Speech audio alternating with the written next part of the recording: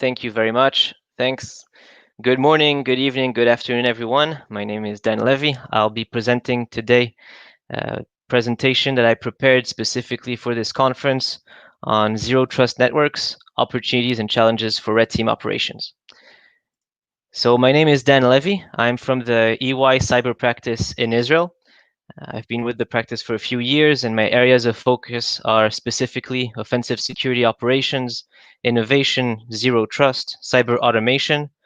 These are a bit the areas of focus. I've been leading a lot of red teams and penetration testing assessments in the past few years. So for the anecdote, I've been visiting India for a few times in the past years, some of them not only related to work. I'm also a yoga Ashtanga instructor. So I've been visiting also Mysore for that purpose. And so I'm very excited to be here today and present to all of you this presentation. Just before we start, a small disclaimer. All the views and opinions expressed in this presentation are my own, and they don't reflect EY, its affiliates, or its employees. In case you'd like to reach out to me, you can add me on LinkedIn, and here on the right-hand side, you can find also my email. I'll be happy to answer to your queries or questions, as well as in the Discord channel once we'll be finishing with this presentation. So zero trust networks. Zero trust networks were introduced as a concept something like 5 years ago, and it basically represented a paradigm shift where the industry understood that it was time to move from a paradigm which was based on the layered approach to security, or what its critics would call the castle and moat approach, or basically security in depth, to a security model which is based on something more accurate to reality. Now, why is it more accurate to reality? Mostly because IT environments changed considerably in the past few years, specifically with the introduction of mobile devices, remote workforce, cloud servers, and it became more and more, the layered approach became more and more outdated, and it was time that a new paradigm arrived to try to describe and find a basis for a strategy for cybersecurity. So zero trust is this concept which basically says if a user is in your network or if a device is in your network, you shouldn't by default trust it. And this is where the idea of zero trust comes from. Don't trust, constantly verify. So that's basically the kind of motto that's been motivating all the people trying to apply zero trust and all these products trying to sell zero trust. But the problem with this concept is that at the end of the day, it's a concept. It's not a product. It's not a binary solution. Either you have it or you don't. It's more of a concept, and people need to adapt their IT strategy to represent this. And so the implementation is the challenge, where some people will call a product zero trust, others won't necessarily see why it's zero trust. Now, what's interesting is that everybody agrees on the theory, right? Everybody agrees, but there's no manual or a guide that presents to you how to apply zero trust. And so everybody does it the way they feel like doing it. But overall, we can say that zero trust has three major pillars. I like to call them the network architecture pillar, IAM, users, and monitoring. And this is at least the way I see it, but I'm not your guru and I'm not here to impose my way of seeing the world. And as you can see here, the diagram on the right-hand side represents another company. This is actually from Forrester. The way they view zero trust, as you see, is built on different pillars. It's built on the workload pillar, the people pillar, network pillar, devices. So of course, zero trust is a fluid concept. Depends. Everyone has their way of adapting it or adapting to it, and none of them is basically an ideology. Everybody is free to see the way they want to see what is for them zero trust. But at least for this presentation, we'll be talking a lot about architecture, about user roles, IAM, and about user monitoring. So these are the three pillars we'll be talking a lot about in this presentation.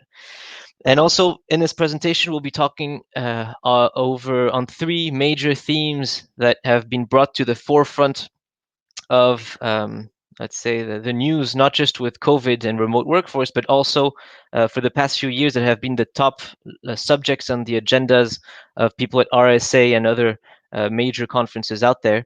Remote workforce, security in and of the cloud, and automation. At the end, we'll talk also about some smaller sub-subjects at the end, but these are basically some of the themes we'll be talking about. Before I start, the last major idea I need to focus on is Israel. Now, I'm talking about Israel not just because I happen to be from Israel, but also because I think it's important to understand the role that Israel and the Israel cyber ecosystem is playing on the cyber ecosystem in the world, or on the cyber field in the world. You need to understand that Israel is a very small country. We're talking about less than 10 million people. And despite this, in January of 2020, we had somewhere around 450 cyber product companies. To give you an idea also from a perspective of fundraising, these companies are just on a yearly basis, raising more and more funds. Most often it's backed by VCs, and very often some of these VCs are in the US. But even in June 2020, when we were in the middle of the COVID crisis in Israel, it started around March. I mean, in March started the first closures. The amount of money that was raised by Israeli startups in the cyber field was around $350 million, which represented a 40% increase if you compare it to the first half of 2019. So despite the situation, despite the global pandemic, you're still having more and more funds raised and more companies being established in Israel. Now, this cyber landscape that you're seeing on the screen is something like all the companies separated by cyber fields. But to be honest, it's at least from 2017. And the reason why there isn't a more updated one is that the moment you publish an updated list of cyber startups or companies, it's immediately outdated and you have to build a new one. And so for that reason, the one I'm using here is just for illustration purposes. Just if you look at the endpoint security, there's at least 5 of them, or the major actors that are missing. But this is just to give you an idea. We're talking about a tiny country, many cyber startups, and part of our focus today is going to be on these startups. So what are we going to do today? What we're going to do today is basically based on an article that I'm releasing along with this presentation, with this deck. And some of the information in this deck is not found in the presentation, and some of the details in the article is found in this presentation. So the first thing we're going to do is basically we're going to look at a few startups that are relatively new, that are, I basically took as a rule of thumb, cyber startups based in Israel that are under 3 years old and that raised significant amount of funds between December 2019 and August 2020. All these startups consider themselves to be zero trust companies, and all of them raised around $10 million in the period that we're talking about. And they're all startups. They're all under 100 employees, under 3 years old. Now, why this is important? Because basically I've categorized these startups in the fields that we've been discussing just before, and we'll be going into some of their products, some of their solutions. But instead of focusing on what they do, I'm not here to do a presentation about a marketing presentation about these startups, or a review of startups in a specific field. I'm here to talk about the red team's perspective. So what we're going to do is we're not going to talk about what these startups do. We're not going to talk about how they sell themselves, which one is agentless, which one connects to your SIEM, which one has automated. It doesn't matter. What I'm going to talk about today is what their solutions do and how they're going to influence red team operations in the condition that they become mainstream in the upcoming few years. So most of these products are not today mainstream, but apparently, or hopefully for them at least, in the upcoming few years, they're going to become more mainstream, and they're probably going to have also competitors arriving in the field with very similar products. And so the type of solutions we're seeing are very probably going to become more mainstream. So the focus is to talk about red team perspective, about the technologies of tomorrow. And throughout this presentation, I'll be presenting some tips. These tips are tips for today, for that you can already implement or start to think about implementing in your red team operations on a daily basis, even tomorrow. And some of them, at least my team, have started to implement them, at least for EY's clients. And what's important to mention is that in order not to keep the focus too much on these startups, what I'll be doing in this presentation is I'll basically won't be naming the startups. It doesn't matter. I mean, at the end of the day, the goal of this presentation is not to present the startups, but to present their solutions and how these solutions are going to influence red team operations in the future. However, if it's really burning you and you absolutely want to know who these companies are that I'm referring to, then you'll be able to refer to the article I'll be releasing after this presentation. The article includes the name of the startups, and you'll be able to see who I'm talking about. And if you want to reach out to them, then feel free. So let's go. The first trend we're going to talk about is remote workforce. Now, as you know, remote workforce has become even more popular, very much popular in the recent few months, specifically because of the COVID crisis and the pandemic. So we've been talking a lot recently about security for remote access. You know, OAuth, SharePoint, Teams. We've been also talking for the past few years about SSH security, you know, user enumeration over SSH or brute force possibilities, same as for FTP or even third-party services.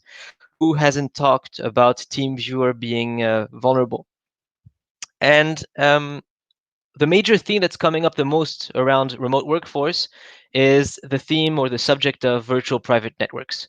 And so the first startup we're going to talk about is one that came out in early 2020. It actually raised about a lot of money in March. So really in the middle of the COVID crisis, at least if you look at it from the perspective of the Israel timestamp, you know, March was really the moment everybody understood how serious COVID was.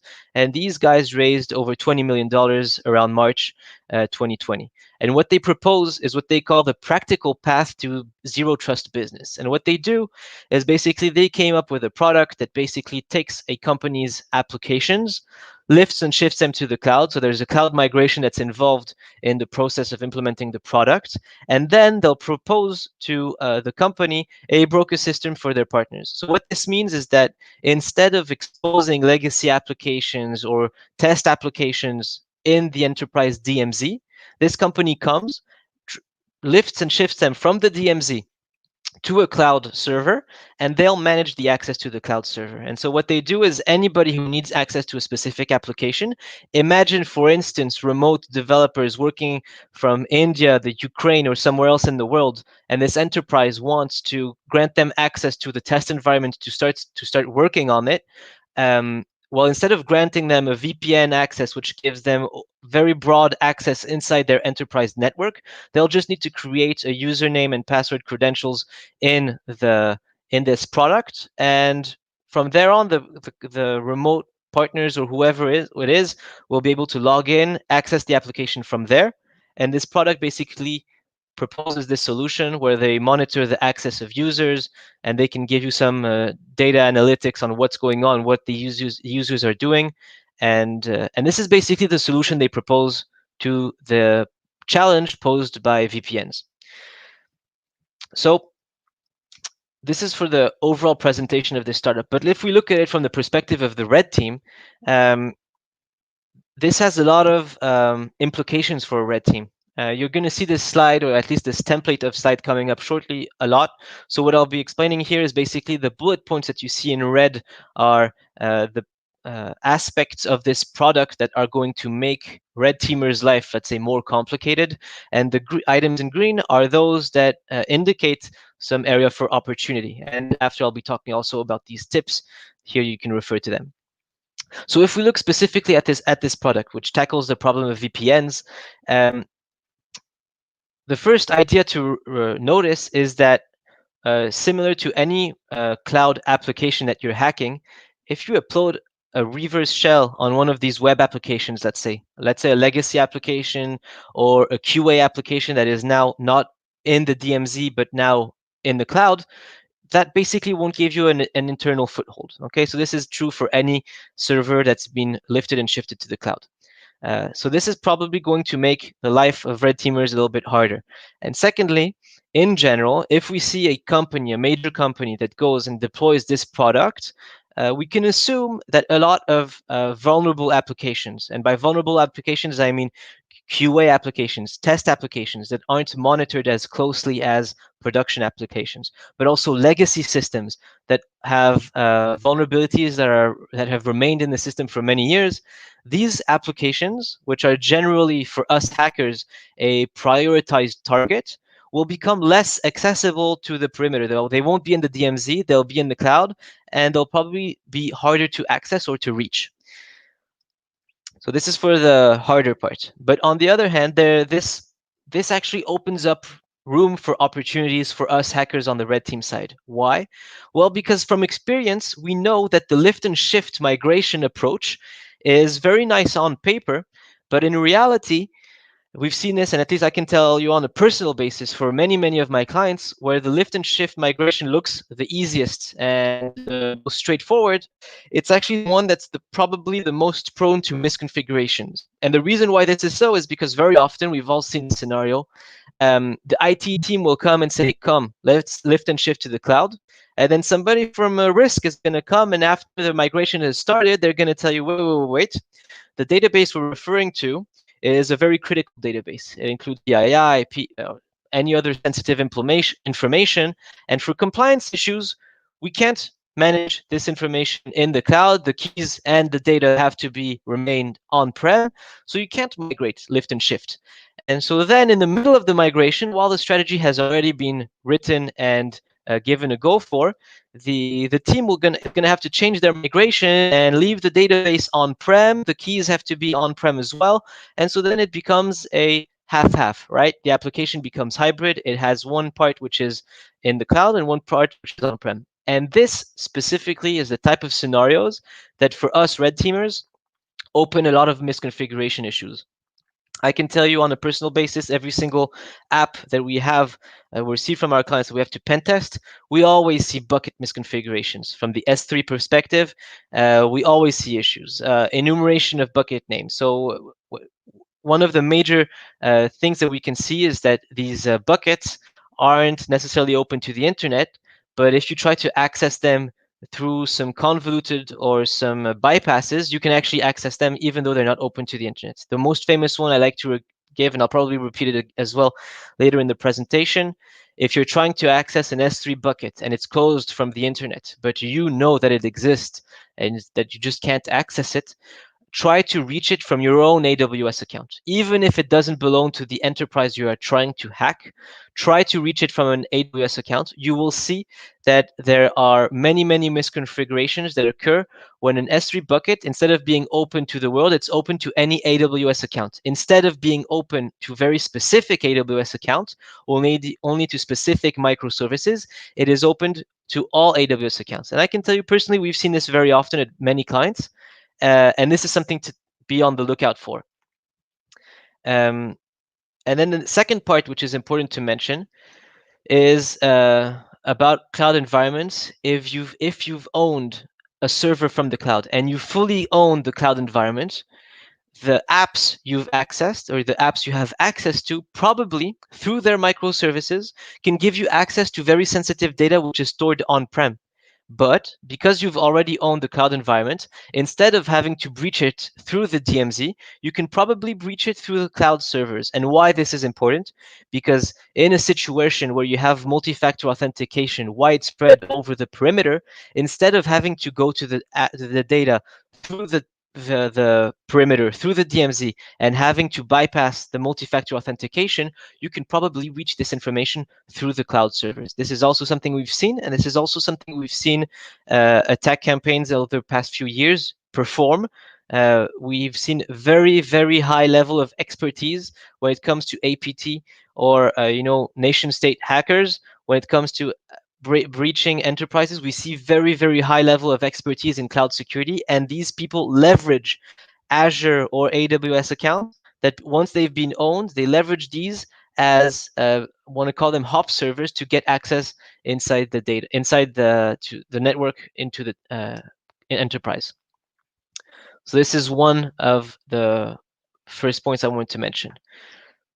Now let's talk about authentication. We started talking a little bit about two-factor authentication. Let's keep it going.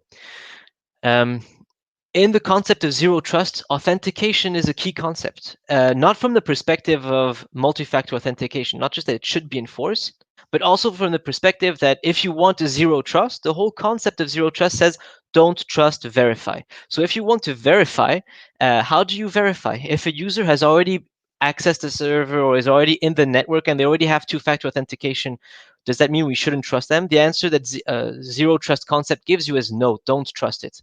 So the way to go forward is to basically use tools based on behavior based prediction and anomaly detection to try to identify the user behavior and if something is suspicious in the behavior. And so this is really important from the red team perspective, because as you all probably know, when we go on a red team, if two-factor authentication is enabled on the perimeter or for remote access, this always represents a challenge for red teams to nevertheless gain access to sensitive information. So here comes Startup B. Startup B is probably the oldest startup I'm going to present here. I think it dates, it was established in 2018. So, and also in August 2020, it just raised its Series B for over 30 million. Now, why Startup B is relevant? Startup B basically provides a solution which plugs into your Active Directory, and it's going to perform statistics, anomaly, and AI-based detection on authentication patterns of your users. So what this means is basically that it connects to your AD and it looks for trends amongst the users, what their type of behavior is in the network, what types of activities they're doing. So let's say the most uh, easy to understand, I mean, the most straightforward ideas is, for instance, a user that is always connecting to the network at 8 a.m. US time and then disconnects from the network at 7 p.m. US time. That user, if suddenly the exact user connects from China at 4 a.m. US time, then the system will probably raise an alert, or at least that's what it's there for. And so what this system does, what this solution does, that it's connecting to your AD, and the moment it sees anomaly or a suspicious behavior, it will also plug in, connect to your two-factor authentication, whatever you're using, and it'll automatically send you a two-factor authentication prompt as you are logged into your session. So imagine this. This means that from now on, if there's a user hijack session and the user is using, and suddenly somebody hijacks his session and keeps on using the session, that the actual user will probably receive a prompt requesting validation that this specific type of activity was performed by him. And so him or her, sorry. But anyways, so the idea is that the system connects to your Active Directory and your two-factor authentication. And if anything is suspicious, it'll send a prompt. Now, why is this important for red teaming? Well, first of all, as you probably know, when you red team, if you've gained an internal foothold in an organization, the first activity you perform is internal enumeration. You start trying to understand where are the domain controls, what's connected to what. You're going to start scanning the network. Well, if this solution is in place, depending on the user that you're leveraging or the credentials that you've obtained, you probably won't be able to perform internal discovery the way we performed discovery in the past. What do I mean? If you've hijacked or if you've obtained the credentials of, let's say, the personal assistant to the CEO, that specific user's behavior in the network from an IT security perspective is not going to start scanning the network on a daily basis. In a similar manner, it's not going to start performing RDP connections all over the network over 10 in 20 minutes, let's say. However, if these are the credentials that we've obtained from the red team perspective, then this is type of activity that we would perform, and probably the type of activity that this product would raise or would alert on. And so why is this important? Because probably in the future, we are going to have to adapt our TTPs and our activities inside the network to the type of activities that the user that you're using is due to perform if it behaved correctly in the network. Similarly, in order to avoid detection, we'll have to basically lower the noise of the tools that we're running and adapt. Second point, service accounts. This very specific solution that I'm discussing here has a very specific feature which is there to monitor service accounts. And this is extremely important because because service accounts provide for us from the red team perspective, I don't want to say full-blown access in the network, but generally once we've owned a service account, we have a very straightforward path to becoming a domain admin. We can connect to many servers. We have admin privileges, and this is very, very important. And this is definitely a milestone from the red team perspective. And so this solution that we're talking about has a very specific module, which is there to monitor only service accounts. And as you know, because service accounts by default are accounts that aren't used by users, but are used by machines, their level of predictability from the perspective of machine learning or deep learning is going to become much higher, and so it'll be much easier to define the predictability of the behavior of a service account rather than that of a user, of a real user in the network. And so this is probably going to make the life of red teamers more complex. But what opportunities does this open for us? Well, first of all, even if we consider that this tool is deployed and let's assume that it's working, uh, nothing says that red teamers can't adapt their TTPs in order to impersonate the behaviors of the users they've gained credentials to. So for instance, once you've performed at the beginning of your red team, you've performed enumeration, you'll want to categorize the users you have between developers, IT, InfoSec, or the more broader users like a business analyst or personal assistants. And once we've cracked some passwords, we want to focus our exploitation using users or credentials that belong to users that generally have more access or that generally have more um, permissions in the network, or users like developers, where if we see a small network scan, we can assume that it can be legitimate activity, but we wouldn't be performing the same type of network scan or RDP connection to multiple machines using, as I mentioned before, the personal assistance credentials. Now, a second idea to mention is how accurate this technology is. We currently don't know how really accurate this technology is. I can tell you, if I worked for this company, the first thing I would do is, the moment I have a client that was under a breach and the product managed to detect suspicious behavior thanks to its machine learning engine, the first thing I would do is I would put a marketing article to show the entire world that the tool detected anomaly behavior, which was indeed a hack taking place in the network. Even if you had to anonymize the name of the client, this would be the first thing I would put on their website. And for some reason, this product, at least their marketing team, didn't have this idea. They didn't do it yet. And so I think we can say that for the moment, we don't know how accurate this technology is. I haven't seen an ATP being detected thanks to this type of product, and so it seems that there still is a little bit of time before this type of product becomes mainstream in a network. And so the tips for the future, although I've mentioned a few already now, is number one, once you know what your red team strategy is going to be, one of the key factors you need to focus on is how you're going to bypass two-factor authentication. Make sure you look at how you're going to bypass, and make sure you have a very clear plan for how you're going to avoid being flagged over anomalous behavior. So we'll probably have to shift our strategy. Instead of testing at night, which was kind of the strategy in the past, in order to not to lock out some users that belong to the client, or in order to avoid disruption, we're always testing at night. You probably know this as well. Well, probably in the future, the idea is going to be test during work hours, test during the day, and also test from accurate IP locations. Okay, use a VPN if your client is in the US and you or I, Israel, India, wherever, connect from the same IP location to the one that the client is using. And target users that have less predictable behavior. I think we talked about this earlier. So this is basically to wrap up a little bit the theme of remote workforce. But now the next theme we're going to approach is the one of cloud security.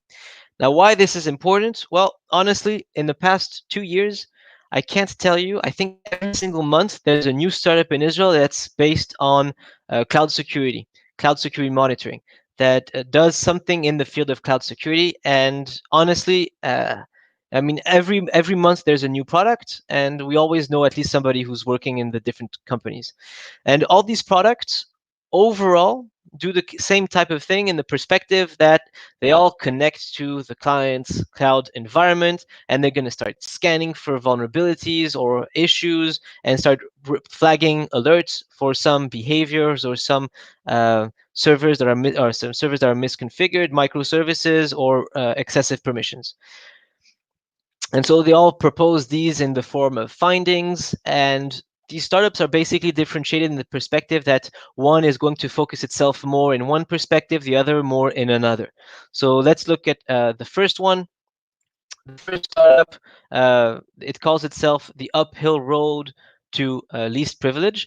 And what it basically does is it plugs into clients' AWS, Azure, GCP accounts, and it'll monitor all the microservices for their roles, permissions, and if the roles and permissions are in line with the actual need of the client. So it'll propose on an ongoing basis recommendations saying, for instance, this microservice has this type of permission or this type of user role, but take a look, because in light of what it's been doing for the past month, it actually doesn't need that much access and that high amount of permissions. And so it will give recommendations to kind of implement least privilege in the cloud. So this is the type of screen that you will see: excessive permissions to an S3 service.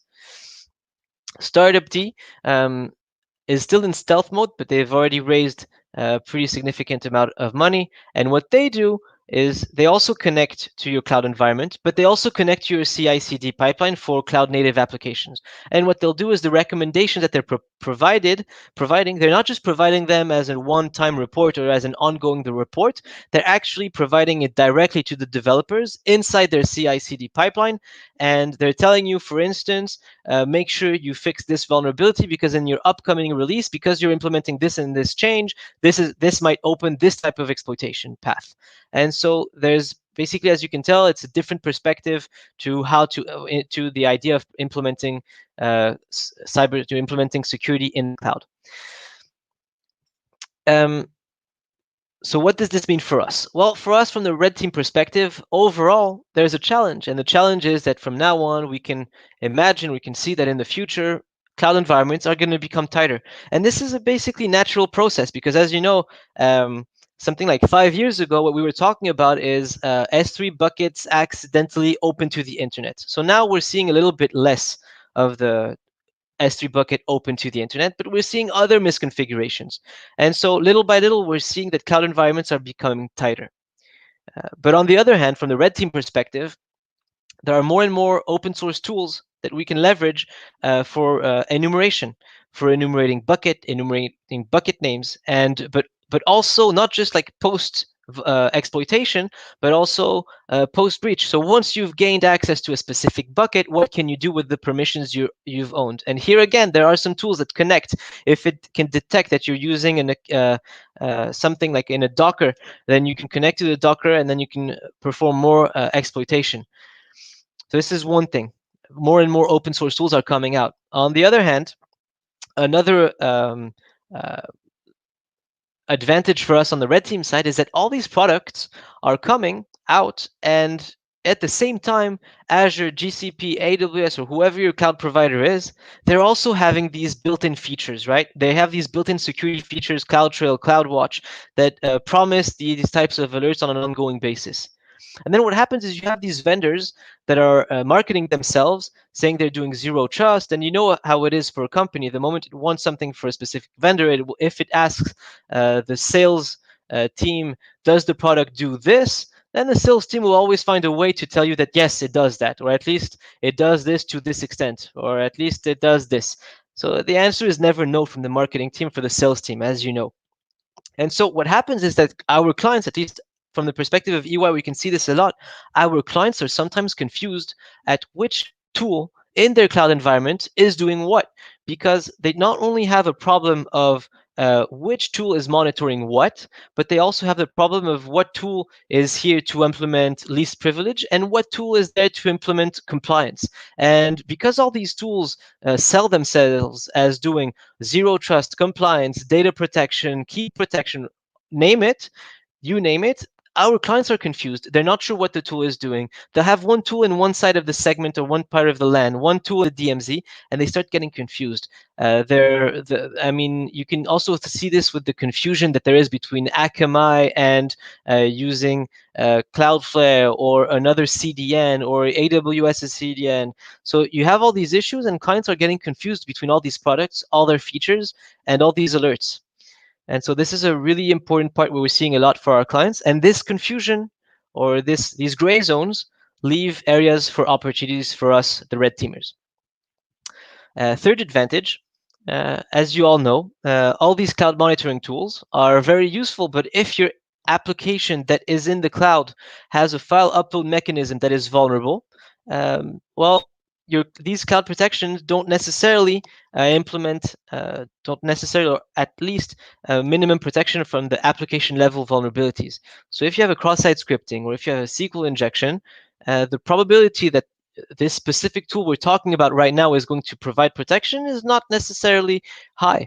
And so from the application level, all of what we've been discussing doesn't impact the importance of application level security and application level vulnerabilities.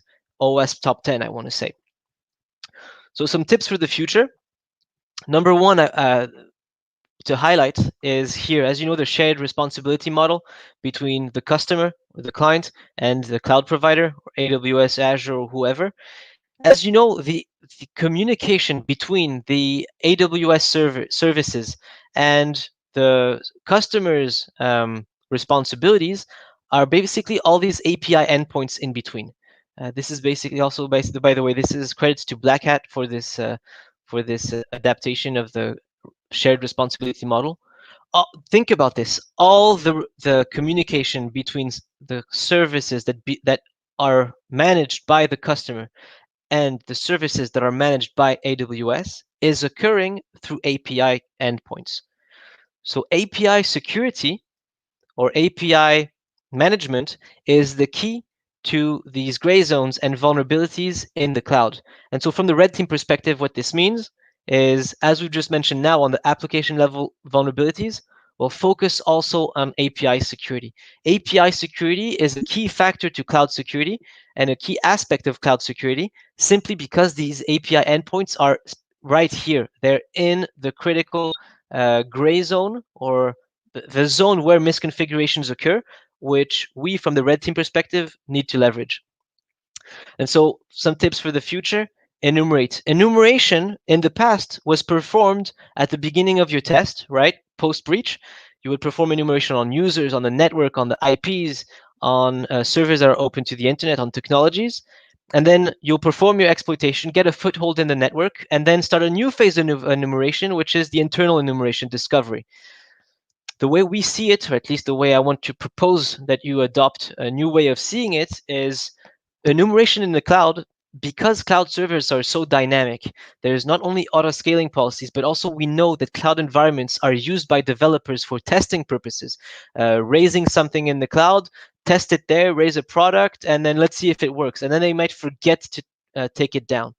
And so because these cloud environments are becoming like a developer playground, unfortunately, by the way, well, for us, for the red team perspective, this gives us room for exploitation, because very often these test environments or these test servers or products that are put in the cloud are not protected as tightly as they would be if they had been on-prem.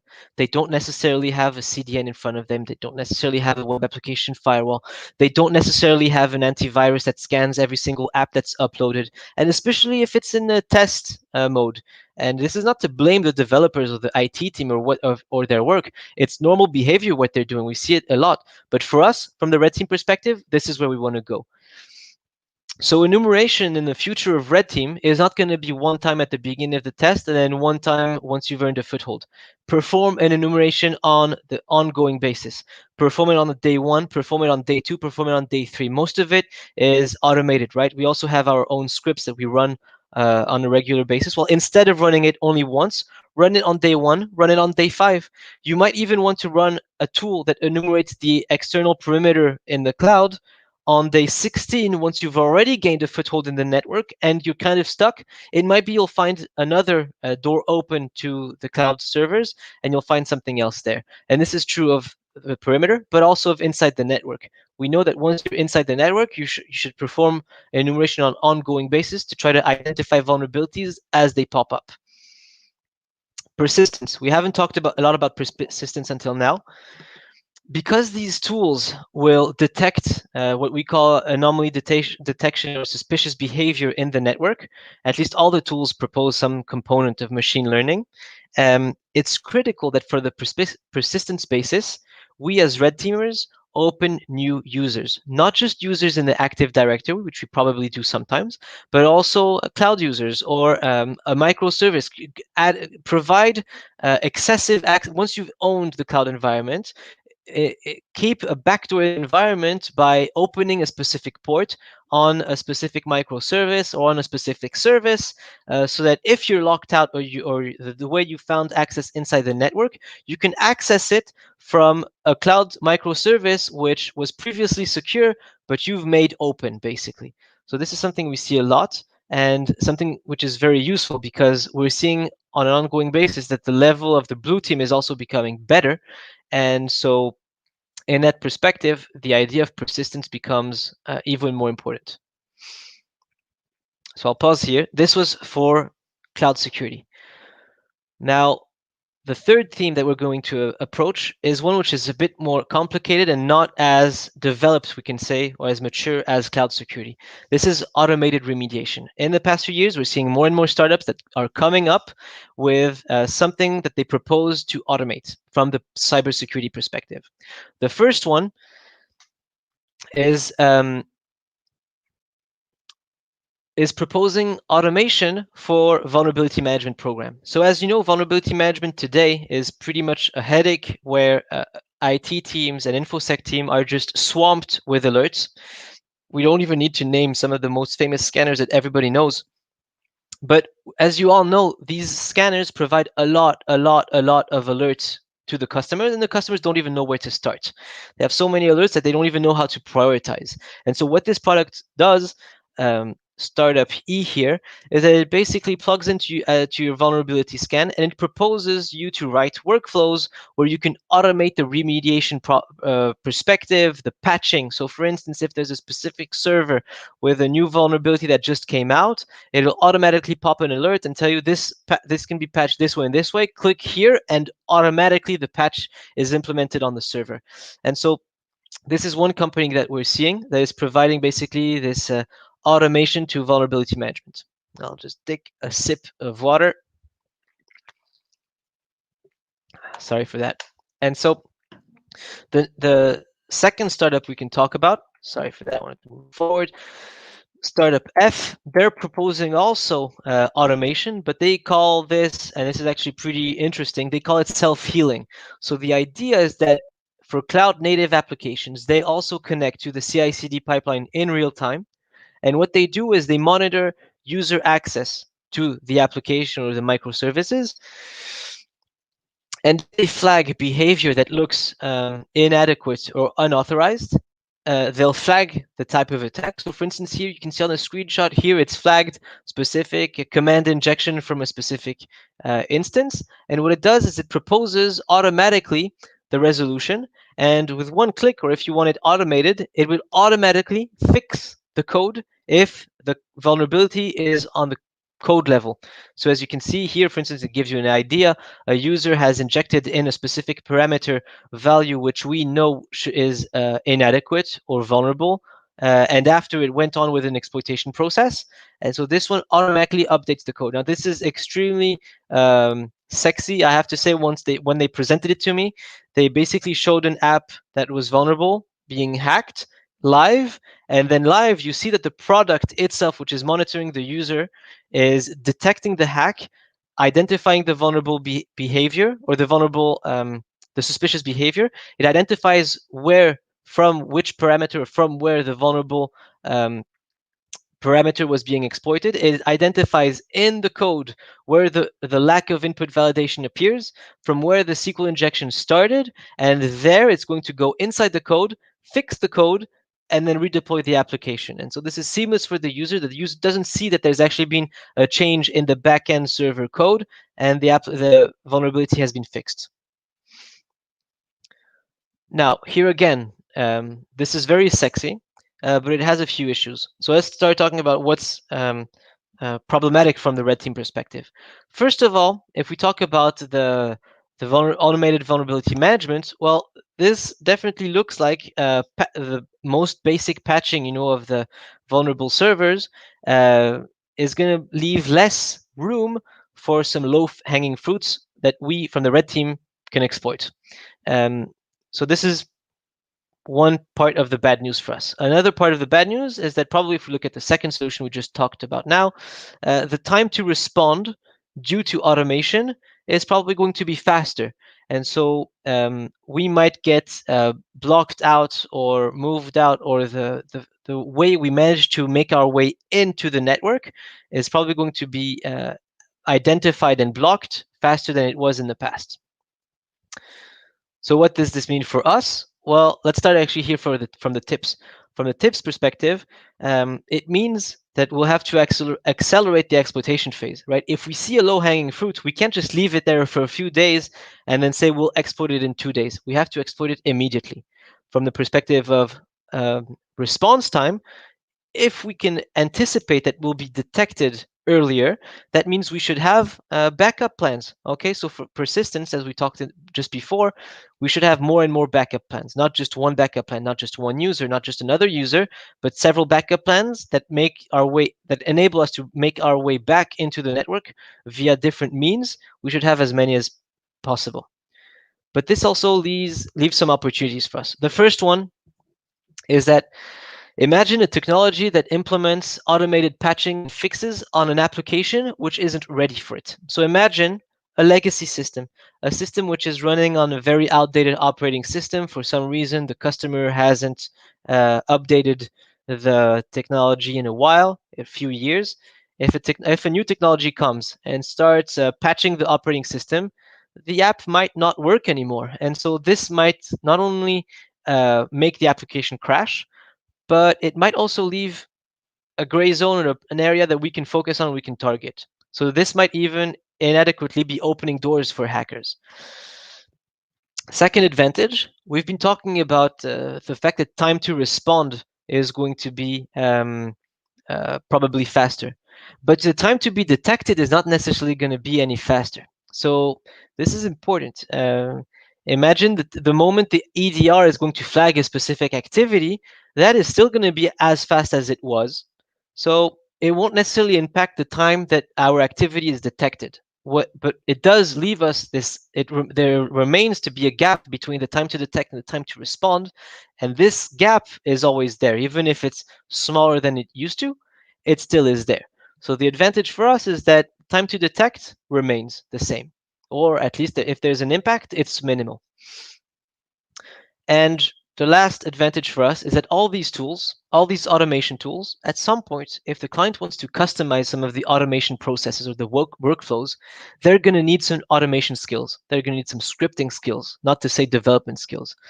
And why this is critical? Well, because we all know that IT security teams, InfoSec teams, are undergoing what we are calling the skills shortage. Okay, there's not enough workforce, there's not enough expertise in the field. And if now they start deploying more and more automation tools and they don't necessarily know how to use these tools adequately, these automations might leave room for us to exploit. Or they might build automation workflows that they think cover or respond automatically to a specific activity, but not knowingly, it might be that this automation is not accurate enough, not good enough. And even if it's in place, and even if it's there to block a specific type of activity, it might be that our activity still runs through and goes through and gets performed end to end, and we can still exploit the systems. So the automation side is maybe the least mature of the three areas we've been talking about right now: the remote workforce, cloud, and automation. This is the less mature. From the IT security perspective, it's definitely one of the most promising. So even though it's less mature, I deemed very important to mention it here because we're seeing more and more automation everywhere. And what we see the blue teams doing more, where we see more cloud, more machine learning, more AI, more automation, from the perspective of attackers, it's exactly the same. For us in the future, we're going to talk about more AI, more automation, and more cloud. So these are some of the words we'll be mentioning also in a bit. Sorry. Now, before we conclude, I want to mention also something which is very important and which we see a lot at EY when we meet with all these startups and these companies. Nearly all of these cybersecurity products, nearly all of them, they're cloud and SaaS-based products. And why is this important? Well, because most of these tools, especially the EDR tools, for instance, they have a login feature which is open to the internet. So all their customers, whether it's bank of some country or the bank of another country, their users will probably log in most cases, to the same interface. They'll all go to the same login interface that's open to the internet. And once they log in, the cloud servers belonging to this cyber product company will redirect them to their dashboard. But the fact that it's open to the internet is critical for us, because once we know where these IT teams log in to gain access to their EDR dashboards, once we've exploited their IT infrastructure, we can also try to log in there.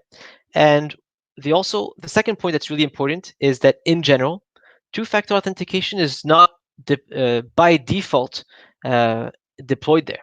I personally have a client which has their Qualys apparatus open to the internet. They log in via credentials that are not connected to their AD, and there's no two-factor authentication there.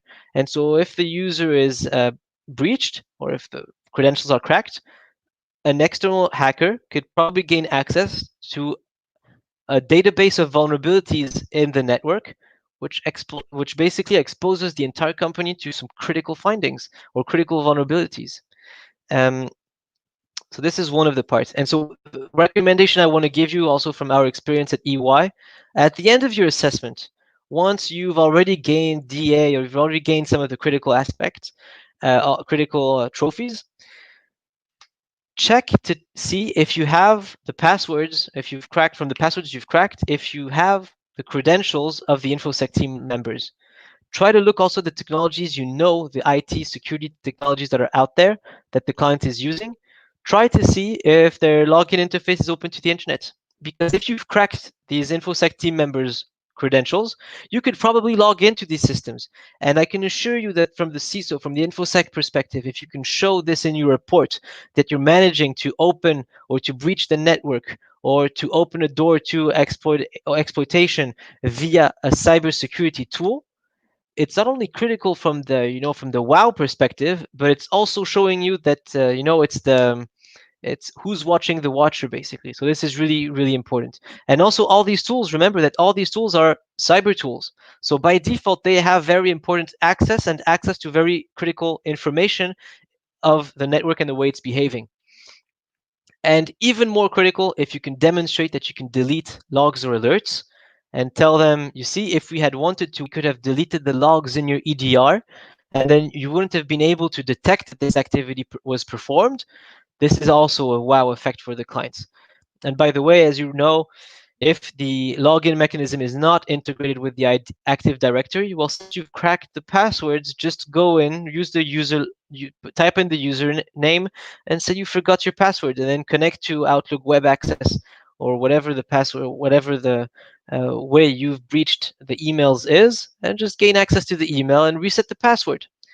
Now, why is this important? Because, as I mentioned, these cyber tools, they have not only critical information, but they also have critical access to information.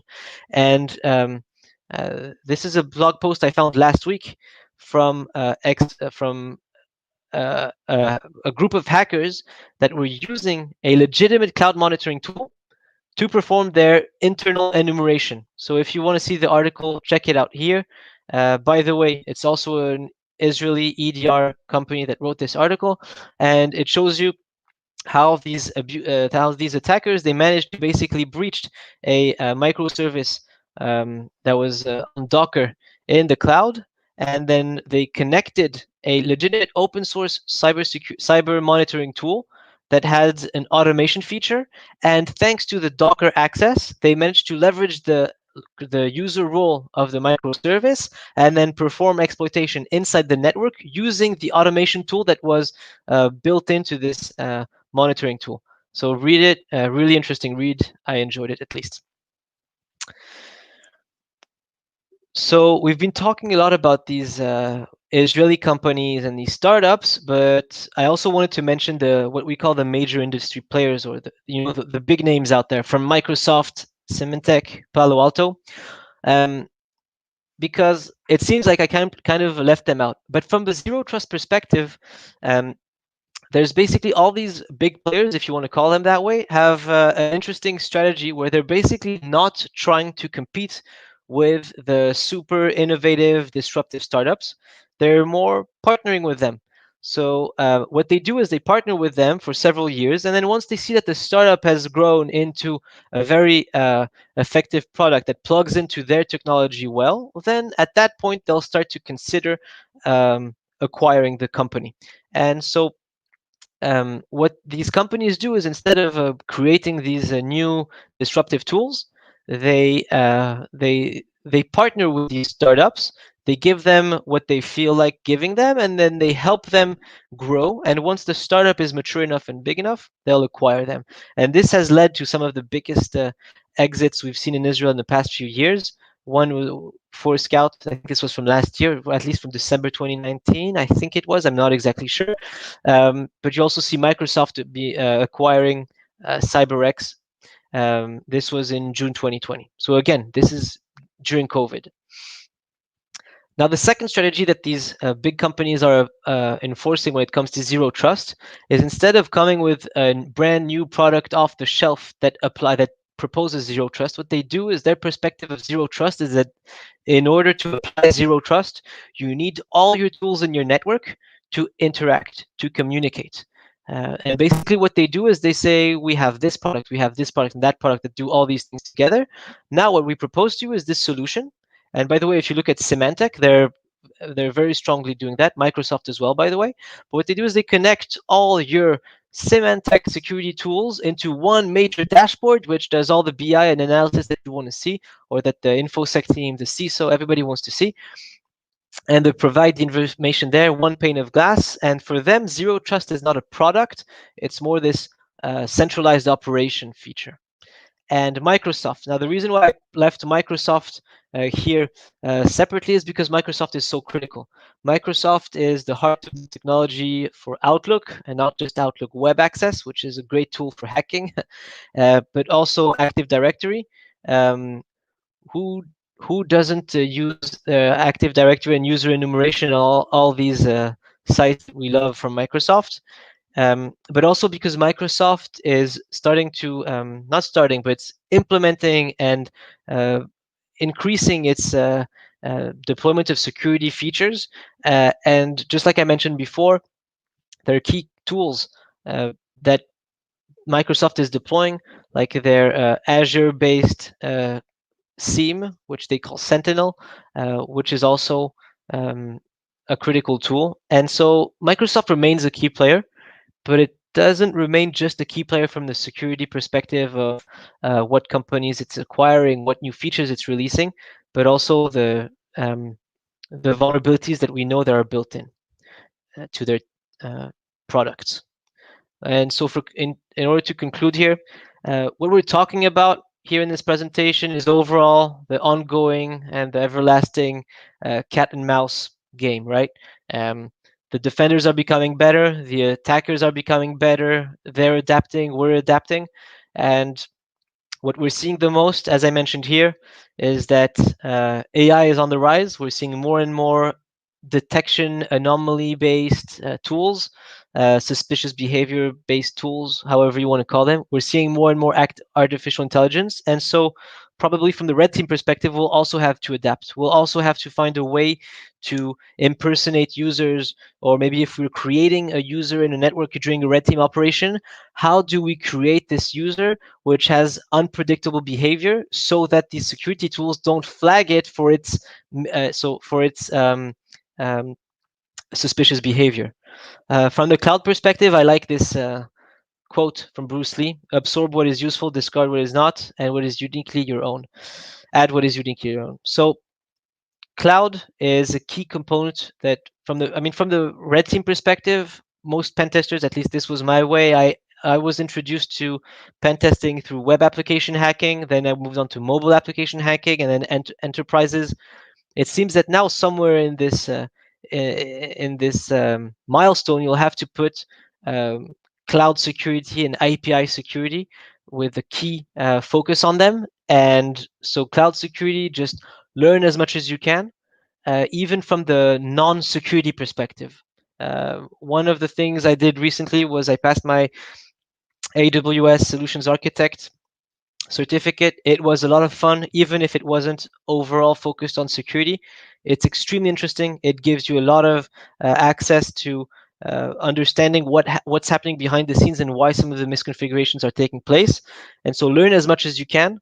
There are many online platforms to learn there, and more cloud, more and more. Just never stop, because the security tools we're seeing in the cloud environments are going to make cloud exploitation more complicated, even if today it's not the easiest as it was 5 years ago.